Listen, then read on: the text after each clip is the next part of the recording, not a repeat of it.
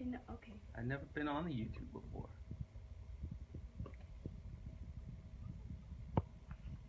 Okay.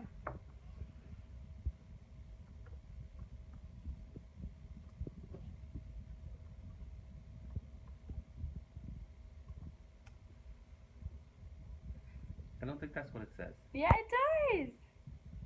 Search terms for helpful videos. Controllers. Oh no! Why did you want to? Because no sound. Still no sound. This video is an introduction, easy-to-use tutorial for patients living with chronic obstructive pulmonary disease and their caregivers. Whether you're a patient living with COPD or a caregiver, this video contains instructional information on how to identify your daily controller medications, medical devices, if any, to use while administering those medications, and proper technique.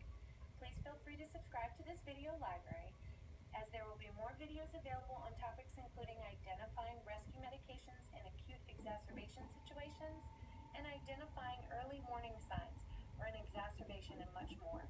Let's get started. First and most importantly, how do we identify medications that are needed on a daily basis? One easy way to do that is to read the prescribed label issued by the pharmacist at the time the medication's been prescribed to the patient. Oftentimes, and deter from worsening symptoms that could potentially lead to hospitalization.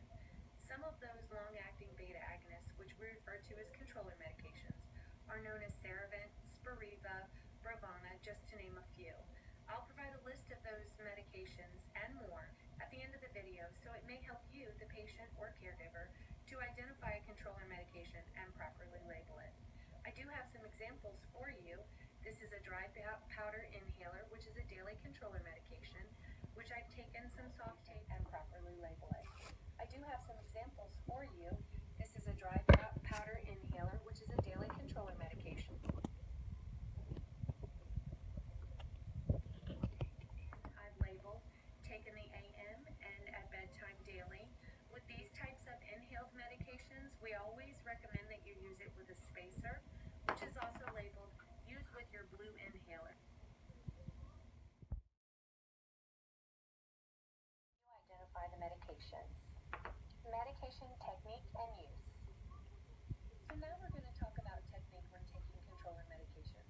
And there's some important things to identify.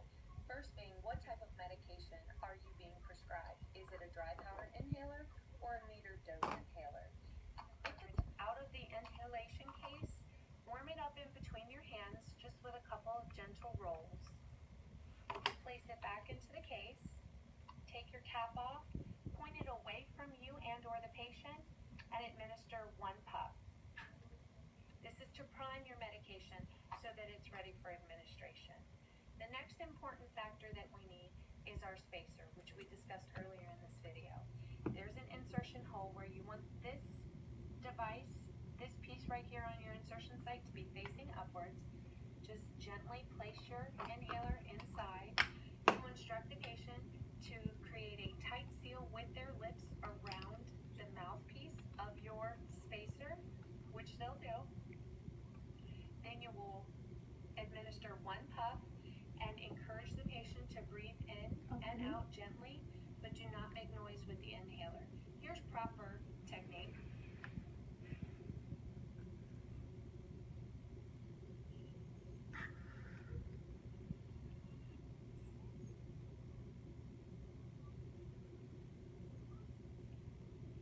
Notice I didn't make any noise with the spacer. Here's improper technique.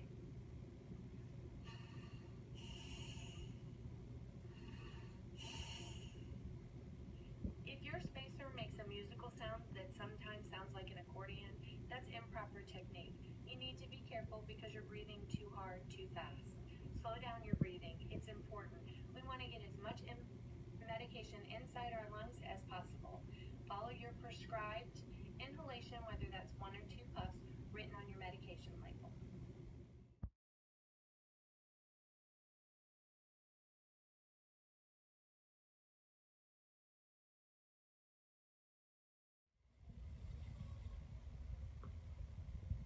Hello, welcome back.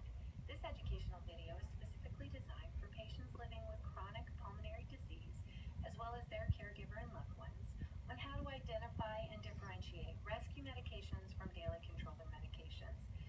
important to understand what an exacerbation of symptoms means.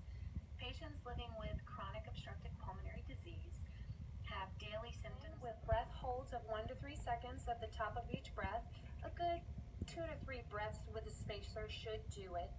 A lot of times patients have different types of rescue medications that have been prescribed to them, such as nebulizer treatments, particularly albuterol, and you'll get them in these cellophane wraps in this little box, and they come with little tubules, and what you'll do is you'll administer into this medicine cup. You'll put it in there.